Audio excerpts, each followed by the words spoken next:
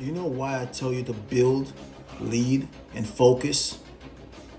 It's because at the end of the day, to be a builder in anything in life, it requires sacrifice. It requires missing out.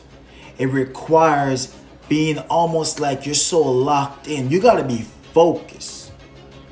In order to build anything meaningful or anything worthwhile, you gotta be locked in. You gotta stay focused.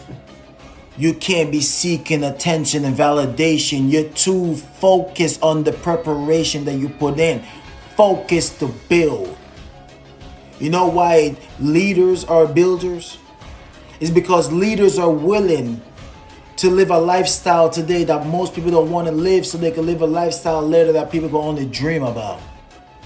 That's why leaders eat last. That's why most people don't want to be a leader, because they can't stomach to watch other people eat while they're hungry. You know why you gotta focus? Because it only takes serious focus. It only takes serious dedication. It only takes serious. Once you know your why, you will know the how. But you will never understand the how until you have the why. It's like you got to know the difference between having a passion versus a purpose. You got to focus.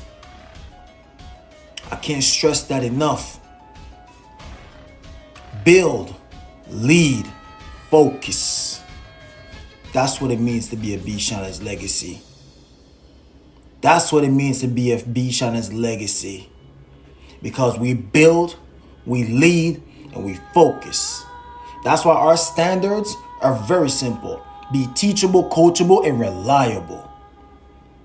That's why our rules are simple. Inspire, educate, and motivate. That's why our mindset is very clear.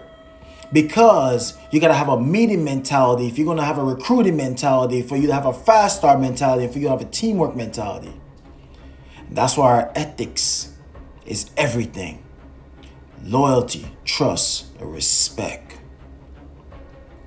That's what it means to build, lead, and focus. Be a shiners and make that your legacy. Keep winning.